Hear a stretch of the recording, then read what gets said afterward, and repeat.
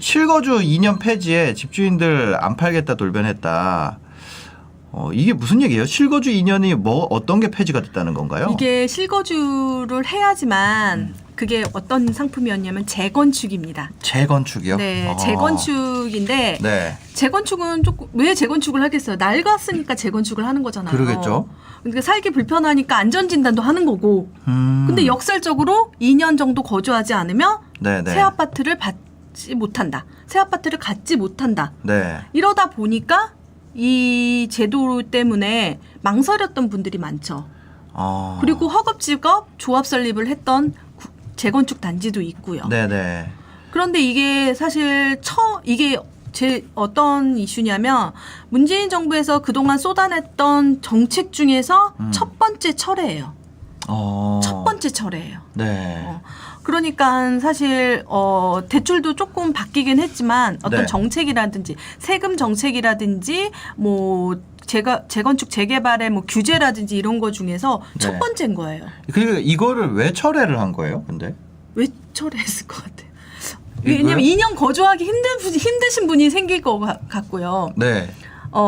그런 분도 있겠고, 그 다음에 두 번째로는 사실 재건축이, 그러니까 낡다 보니까 전월세 시장에서 되게 싸게 공급하는 시장이었단 말이에요. 그래서, 네네네. 예를 들어서 음마 아파트가 지금 그 시장인데, 그 일대 강남권에 살고 싶지만 가장 저렴하게 전세를 살 수 있는 지역이었는데, 네. 갑자기 주인이 들어와야 되는 거예요. 전세가가 급등을 하겠네. 급등뿐만 아니라, 네. 그리고 전세 매물이 없죠. 없죠. 그리고 또 하나 호황을 맞은 업종이 있습니다. 네. 인테리어. 1년 내내 공사입니다. 네. 이제 음마 아파트는 1년 내내 공사할 정도로 왜냐하면 들어는 가야 되고 안 되면 안 되고 이러다 보니까 되게 고민이 많았던 거예요. 그 음마 아파트 지하에 쓰레기 치웠다고 기사 나왔더라고요. 그 쓰레기 때문에 조합 설립이 안 된다는 우스갯소리가 있는데 진짜 쓰레기 많아요. 그거 다 치웠더라고요. 쓰레기 버치우는데 돈이 엄청 많이 들었다는 거죠. 네네네네. 그래가지고 그것도 아마 주민들이, 그러니까 실수요자들이, 그러니까 집주인이 들어가서 그런 현상이 벌어졌을 것 같은데, 네. 그러니까 그런 전월세 시장도 있지만 첫 번째 제가 말했던 자신들이 들어가야 살아야 되는 사람들이 곤란한 사람들이 많았다. 네. 이 법을 만드는 사람 중에 곤란한 사람이 많았다. 그리고 근데 이거를 폐지하게 된 거는 그러면은 대치 그 음마 아파트 대치동 아니에요? 네. 근데 어차피 토지 거래 허가 네. 토지 거래 허가 구역이잖아요. 대치는. 네네네. 거기 같은 경우는 이거랑 관계 없는 거 아니에요? 관계가 지금 근데 주인이 안 들어가도 되잖아요. 토지거래 허가자는 팔면은 그냥 실수요자이면 팔면 되는데 기존에 갖고 있는 사람까지 다 그거구나. 계속 규제가 들어가는 거예요. 네네네. 그래서 사실 여기 이 제도가 폐지돼서 좋아지는 지역은 사실 토지거래 허가 구역 같은 경우에는 별로 영향은 없지만 네. 최근에 이제 조합 설립 그러니까 초기 재건축이라고 해서 지금 하려고 했던 단지 중에서 하려고 하는데 내가 이제 매수를 하고 싶은 거예요 거기를. 네. 근데 그 매수를 하려고 하니까 내가 2년 거주해야 되는 거야. 네. 근데 재건축은 아까 뭐랬어요? 낡고 안전진단에 문제가 있어서 그렇기 때문에 네. 그런 단지들이 이제 또 수혜 지역으로 또 떠오르게 되는 거죠. 네. 그러니까 재건축 실거주 2년 규제가 있는 경우에는 토지거래 허가구역이나 그냥 일반 재건축 그러니까 저기 뭐 청담, 잠실, 뭐 이런 여의도 이런 데 말고 다른 데 재건축들도 실거주 2년을 해야 되는 거였죠. 그렇죠. 특히 상계주공. 상계주공도 실거주 2년을 해야 되는 해야 거였는데. 되는 건데 그게 이제 족쇄가 풀린 거죠. 네. 내가 지금 만약에 1주택자고 무주택자인데 거기에 거주할 수 없는 사람들도 있잖아요. 네. 그러니까 그러면서 마음이 놓인 거죠. 그래서 이제 매수 문의가 이제 생기는 거죠. 초기 재건축 네. 같은 경우에는 특히 지금 제가 가장 문의가 많은 곳은 최근에 이제 상계 주공도 있고 도봉구 창동에 있는 주공 아파트. 그러니까 조합 설립이 안 된 초기 단계고요. 네. 그리고 특히 마포구의 성산 시형 아파트 같은 경우에는 엄청 문의가 많다고 합니다. 근데 이런 식으로 예를 들어서 그 재건축 아파트 오래된 아파트도 그렇고 네네네. 이거는 재건축 아파트로 오래된 아파트고 네. 그다음에 기존에 지은 아파트 중에 살만한 아파트들. 그렇죠. 이 3기 신도시에 대한 이게 분양가 실망감이나 이런 거는 새 아파트로 가고 네. 이제 재건축에 대한 거 규제 폐지 소식에 다시 옛날 아파트들 인기 높아지고 네. 이러면 결국 아파트 가격이 또 올라가는 거 아니에요? 아, 그러고 안 그랬으면 좋겠는데 그러게 될 수밖에 없을 것 같아요. 왜냐하면 이게 지금 같은 경우에는 예전에 선택하지 못했던 것을 선택할 수 있는데 네. 그 선택하지 못했던 것들이 보면은 재건축, 새 아파트가 되는 상품이니까 네. 더 이곳에 더 집중을 하겠죠. 그러니까요. 그래서 지금 재건축 실거주 규제 백지화 이후에 네, 좀 메리트가 있는 곳은 새 아파트가 될 네, 초기 재건축 아파트들이 네. 다시 좀 부각이 되고 있다. 지금 한번 보면은 여기 기사에 나와 있어요. 한번 살펴볼게요. 네, 방배 3호 1, 2, 3차, 성산시영, 사만도봉, 창동주공, 상계주공, 공릉동, 네, 태릉우성. 요걸 처음 들어보는데 태릉우성.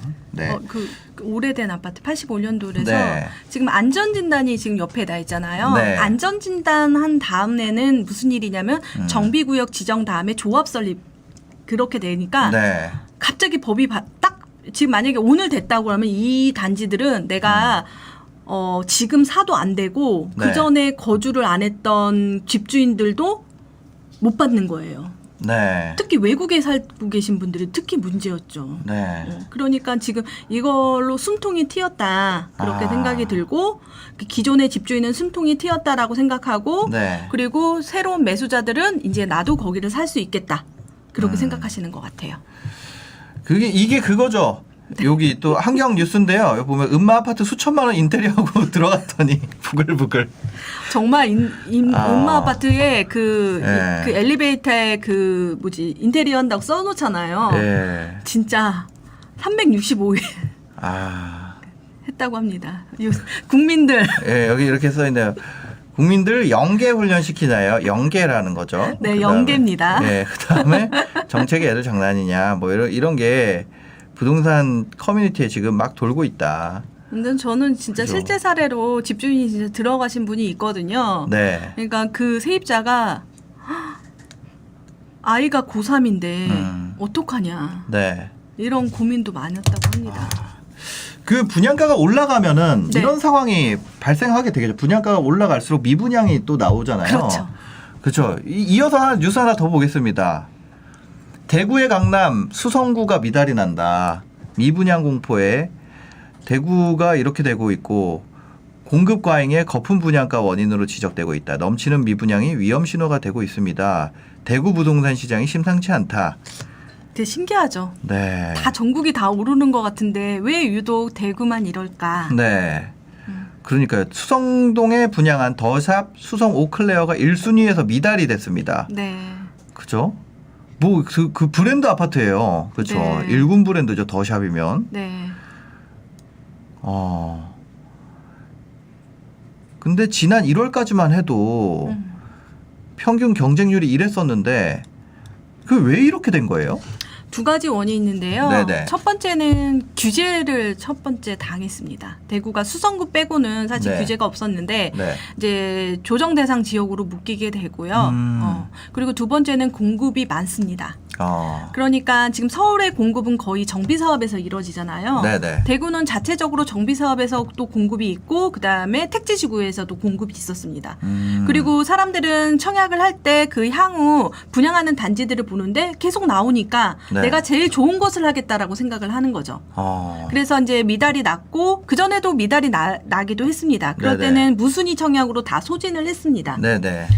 그런데 지금 가장 문제는 조정 대상 지역이 되면은 사실 청약에 당첨이 되거나 이럴 때 자기 기존의 집을 처분해야 되는 조건이 또 되고요. 네네. 그리고 다주택자 같은 경우는 중도금 대출이 되지 않기 때문에 여러 가지 문제가 발생되고 네네. 그러니까 실수요자들만 이제 선택을 해야 된다는 거죠. 근데 네. 대구의 실수요자들은 지금 청약을 선택하지 않는다는 거예요. 너무 비싸서. 네, 비싸기도 하고 지금 네. 공급이 또 과잉되니까 내가 골라서 갈 수 있겠다 생각하는 겁니다.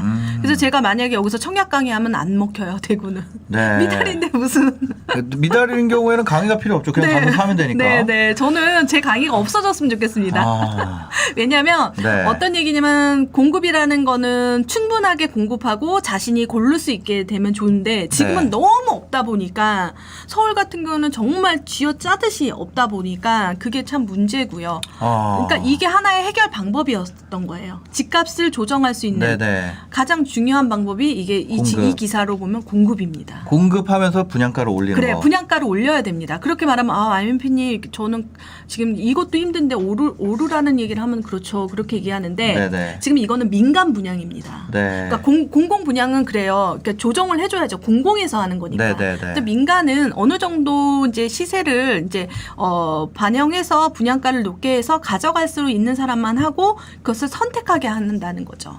분양가 상한제 같은 게 좀 없었으면 좋겠다. 네, 그게 없는 게 차라리 낫고 그다음에 공공은 공공에서 할 때 그거에 대해서 더 시너지를 해주면 네네. 그러니까 만약에 공공 분양도 많으면 사실 민간 분양의 그 높은 분양가를 선택하지 않죠. 그렇죠. 그렇죠. 해결점인데 이게 문제가 있죠. 또 여러 가지. 그러니까 어떤 문제가 있을까요? 어떤 얘기가 지금 정비 사업에서 많이 공급했다고 그랬잖아요. 네네. 그러니까 정비 사업 같은 경우에서 공급 자체가 너무 안 되다 보니까 그러니까 택지 조성을 하고 아까 택지 조성하면 그 조성값도 비싸지고 네네네. 계속 이렇게 되는 거예요. 그러니까 정비 사업을 어떻게 빨리 될 수 있게 네. 풀어주는 게 해결 방법의 하나였다라고 생각이 듭니다. 그러네요. 대구 수성구가 어떻게 보면은 좀 이렇게 해결책을 보여주는 걸 수도 있네요. 근데 저는 이런 곳을 임장을 갑니다. 일부러. 그래요. 핫한 데 가면 맨날 부동산 수익 물건 없어 그렇게 얘기하지만 네네. 이런 데 가면 너무 반가워하죠. 그래서 왜 이렇게 됐는지 한번 네네네. 또 현장을 가서 보시면 더 좋을 것 같습니다. 알겠습니다.